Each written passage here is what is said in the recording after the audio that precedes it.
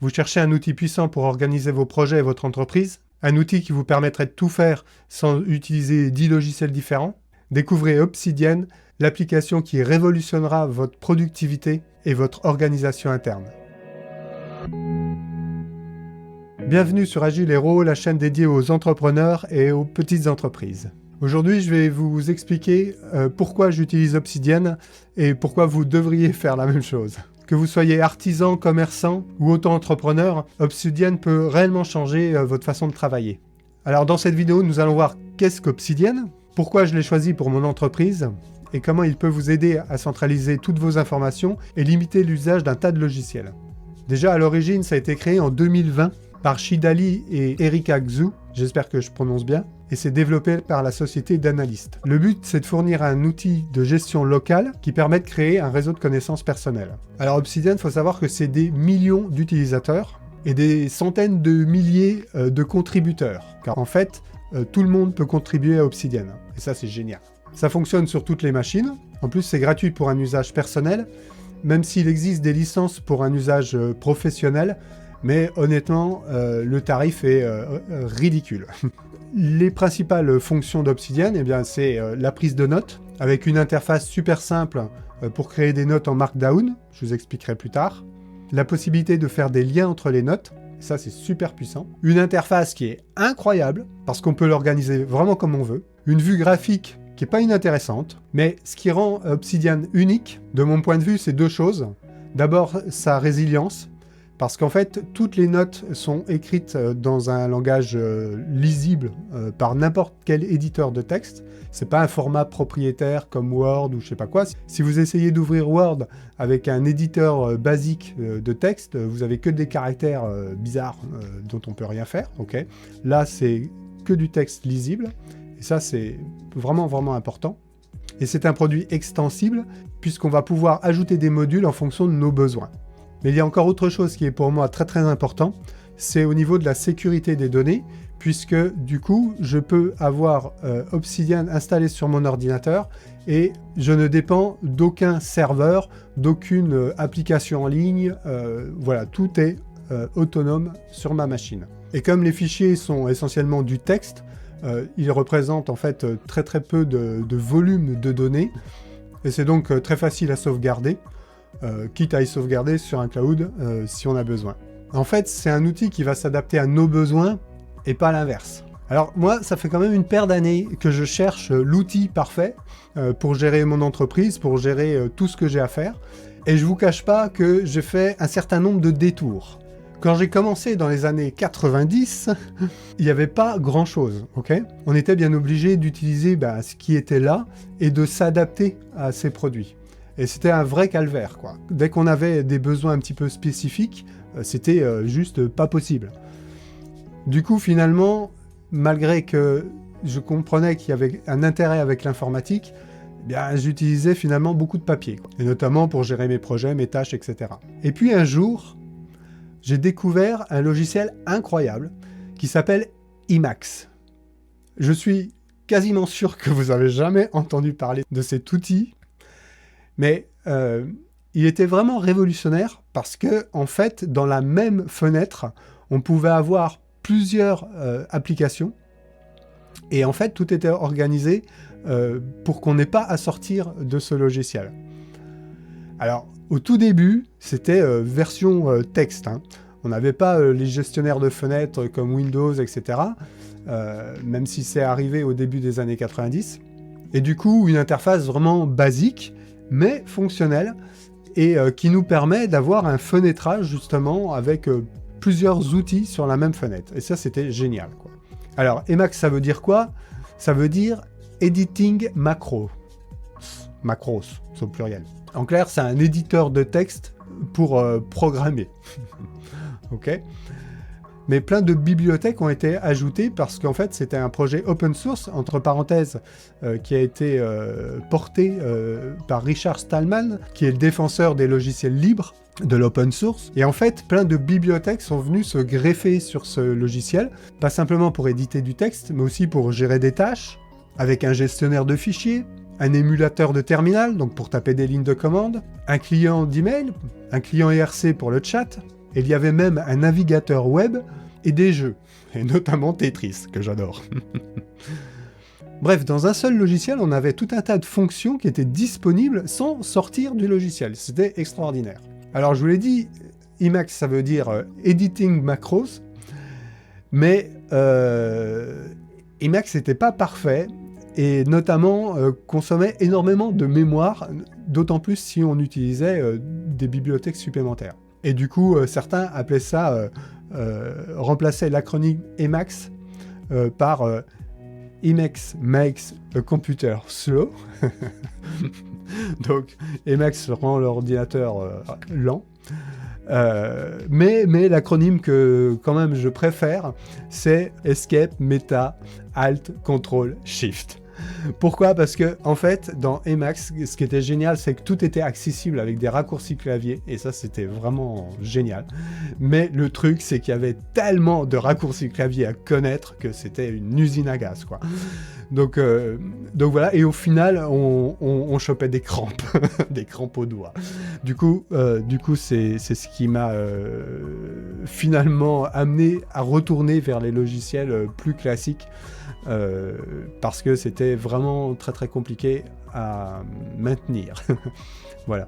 Bref, je voulais quand même vous parler de cet outil parce qu'il est vraiment incroyable, et je trouve qu'aujourd'hui Obsidian tend au même résultat, c'est-à-dire un accès rapide à tout un tas de fonctionnalités sans sortir de notre logiciel. Et ça, c'est vraiment vraiment génial. Avec un graphisme qui est nettement amélioré, la possibilité d'en changer, etc. Donc beaucoup d'améliorations très sympas, quoi. Donc pour en revenir à mon histoire, du coup je reviens donc à des logiciels plus classiques, hein, les Word et compagnie, et la découverte au début des années 2000 d'Evernote, qui a été vraiment génial, même si aujourd'hui je trouve que c'est moyen, voilà, parce que bien sûr depuis on fait beaucoup mieux. Et puis finalement je découvre Workflowy, qui est, voilà, pour moi l'outil ultime avant d'arriver à l'indispensable Obsidian.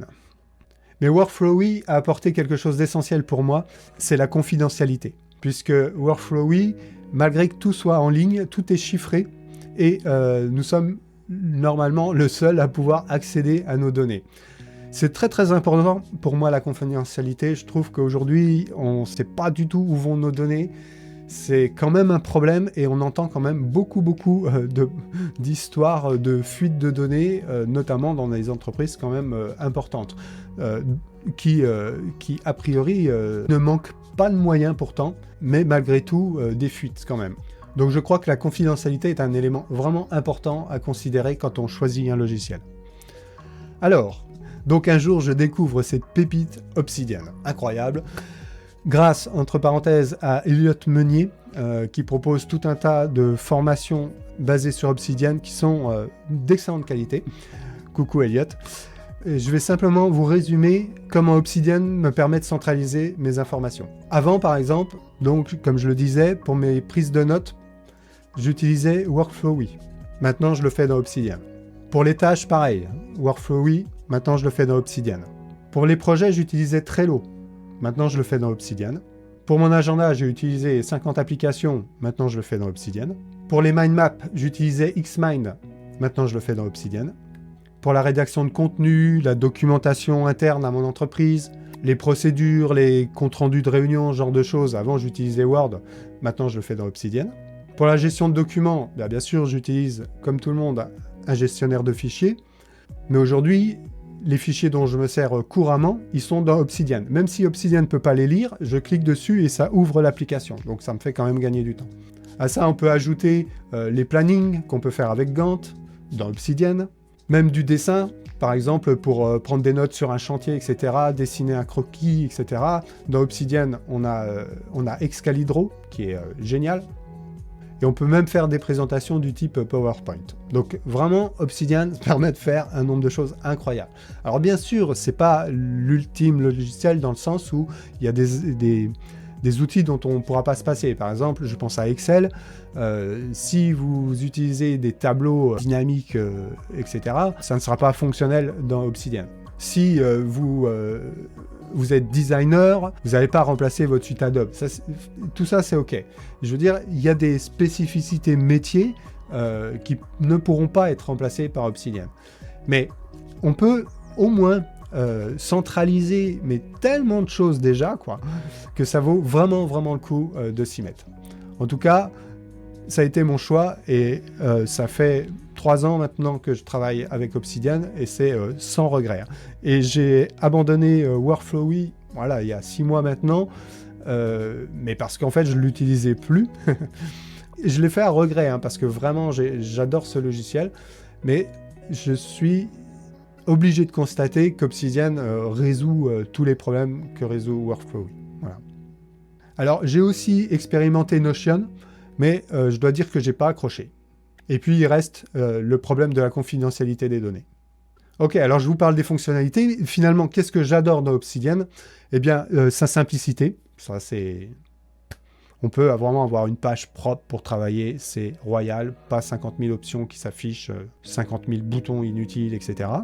D'ailleurs, l'utilisation du langage Markdown qui permet, par exemple, de mettre en gras en utilisant quelques symboles clavier très simples, est juste une invention géniale qui évite les distractions, qui permet d'avoir les mains sur le clavier et pas de zapper entre la souris et le clavier en permanence. La capacité à personnaliser Obsidian, c'est quand même super intéressant d'avoir une interface qui nous plaît. Les raccourcis, c'est bien sûr tous les logiciels proposent des raccourcis, mais là du coup on peut accéder à tout un tas de fonctionnalités différentes, soit en utilisant les raccourcis de base qui sont pré-programmés, soit en les reprogrammant ou en créant des nouveaux pour nos propres besoins. Donc ça, c'est super intéressant. L'outil de recherche qui est fabuleux puisque on peut en quelques millisecondes retrouver ce qu'on cherche. Il faut admettre que le moteur de recherche d'Obsidian est très très performant. Et d'ailleurs, hommage aussi à celui de Workflowy qui est incroyable. Mais ici, avec Obsidian, on peut par exemple faire une recherche simplement sur le nom de fichier ou sur un sous-titre. On veut que le mot qu'on cherche apparaisse dans le titre ou le sous-titre d'un de nos documents, sur les tags bien sûr, enfin bref, plein de moyens de faire des recherches qui sont hyper performantes, avec en plus bien sûr la possibilité d'enregistrer ces recherches. Évidemment, ce que j'adore, c'est aussi la disponibilité sur tous les appareils. C'est quand même super de pouvoir retrouver tout notre coffre Obsidian dans notre téléphone, par exemple. Encore une fois, la sécurité, c'est hyper intéressant, hyper important. Et finalement, d'avoir un seul outil pour gérer mes tâches, mon agenda, mes projets, mes documents importants, les contenus que je crée, mon système de connaissances, et cerise sur le gâteau, la possibilité de créer mes propres outils. Ça, c'est incroyable. Et notamment pour mon entreprise, j'ai créé un système de gestion des factures fournisseurs qui permet de faire un suivi sur les factures à payer, qui permet de pointer la banque. Enfin, ça nous fait gagner un temps phénoménal. Et également une application pour suivre les chantiers, de la prise de rendez-vous jusqu'à la planification du chantier, avec des diagrammes de Gantt, enfin quelque chose d'abouti. Mais tout ça, je vous en reparlerai plus tard. Bon alors, finalement, est-ce que Obsidian, c'est pour votre entreprise? Alors, si vous êtes solo entrepreneur, je dirais oui, bien sûr, pour toutes les raisons que j'ai déjà évoquées. Si vous avez des collaborateurs, eh bien ça dépend. En ce qui me concerne, l'entreprise avec laquelle je travaille, qui est une PME de 6-8 personnes, tout le monde n'a pas besoin d'avoir accès à Obsidian. Donc en fait, il y a moi et le chef d'entreprise, essentiellement pour toute la partie administrative. Et ensuite, il y a la partie chantier que le chef d'entreprise gère avec son chef de chantier. Et en fait, on a simplement mis en place un autre coffre Obsidian pour que le chef de chantier n'ait pas accès à la partie administrative, puisque ça ne le concerne pas, et aussi parce que c'est évidemment plus simple de faire comme ça, c'est-à-dire 2 coffres. Alors vous n'avez pas besoin d'être un geek pour utiliser Obsidian, néanmoins, bien sûr, l'idée c'est quand même de personnaliser l'outil en fonction de nos propres besoins, et du coup ça va demander quand même un minimum de temps. Ce qui est cool, c'est que vraiment sur internet on peut trouver déjà tout un tas de choses qui sont déjà faites. Les plugins sont là aussi pour résoudre déjà tout un tas de problèmes. Donc finalement, c'est pas nécessairement un investissement en temps important pour arriver à avoir une solution qui fonctionne et qui est adaptée à nos besoins. Maintenant, si vous cherchez une solution toute prête dans laquelle vous n'avez rien à faire, bah oui, il y a plein d'outils qui existent déjà. Simplement, il faudra vous adapter à l'outil et pas chercher à faire le contraire. Voilà, je voulais vous faire un petit topo sur Obsidian, pourquoi je l'utilise, pourquoi c'est super intéressant dans une petite entreprise d'utiliser Obsidian. Si vous êtes prêt à franchir le pas, à transformer votre manière de travailler, j'ai fait une vidéo sur l'installation, les premiers paramétrages, etc. pour vous prendre en main Obsidian et commencer dès aujourd'hui. Si vous avez déjà installé Obsidian, j'ai une vidéo sur la gestion des tâches qui peut vous intéresser et d'autres. Mettez un pouce bleu si cette vidéo vous a été utile. Dites-moi en commentaire comment vous utilisez Obsidian ou ce qui vous empêche de vous lancer. N'oubliez pas de vous abonner à la chaîne et d'activer la cloche pour ne rien manquer des futures vidéos. Merci pour votre intérêt et à très bientôt pour découvrir de nouvelles méthodes pour optimiser l'organisation de votre entreprise. Et n'oubliez pas, restez indépendant.